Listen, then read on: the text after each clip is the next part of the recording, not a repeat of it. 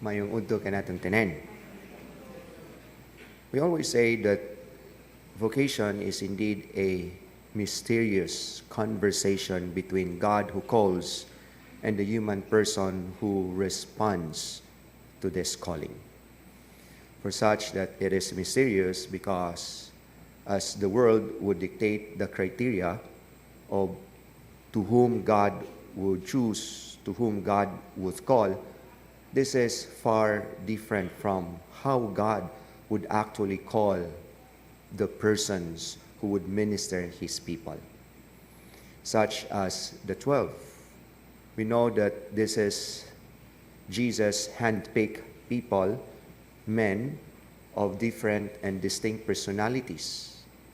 And if we try to put this in the criteria of how the world would judge them, of having to hold such a esteemed position, they will surely not pass and surely will fail.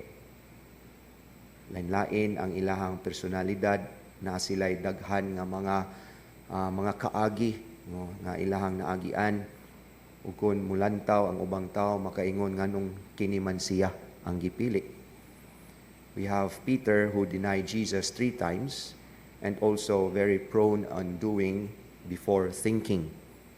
We have this Andrew who is also considered a nonchalant.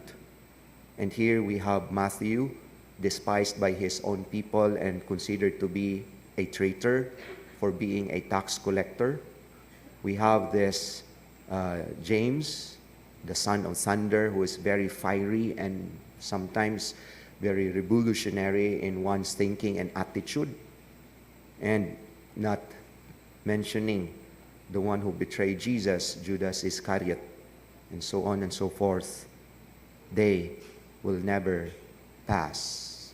They will never be considered worthy. They will never be considered to be an apostle of the Lord. And yet, mysterious in a way because the Lord sees what human mind, what human person cannot see.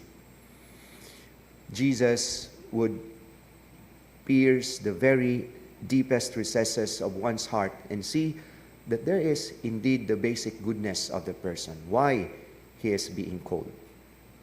In the case of the 12 apostles, chosen from among the many disciples, of those who followed the Lord, among the many witnesses to His words and His actions, Jesus clearly see in them their generosity to respond to the calling of the Lord.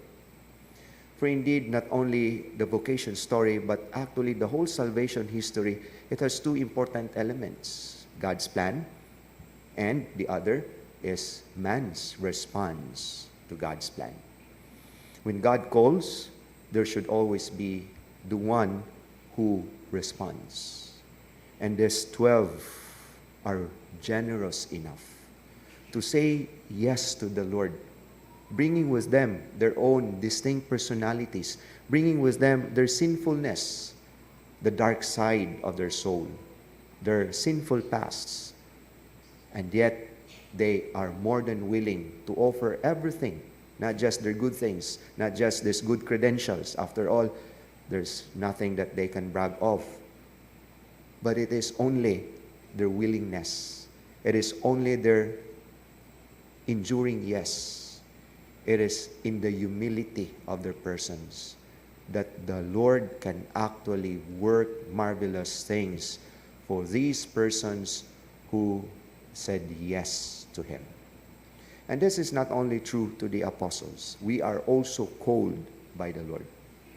By virtue of our baptism, we are tasked by the Lord to partake and to share His mission, to proclaim that we have a God who loves, to proclaim that our God is not a strict God, nga mas stricto pa ang tao kaysa Ginoo, but to proclaim the compassion of God.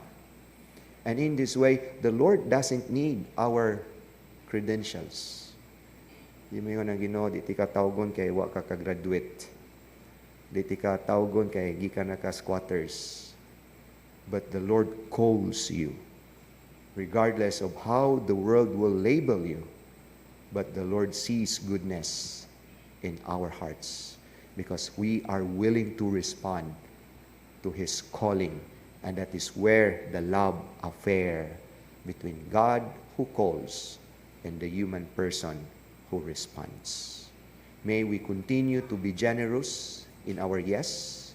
We continue to renew that yes every now and then so that the Lord can do marvelous works through us so that others may see that we have indeed a God who loves and a God who saves. Amen.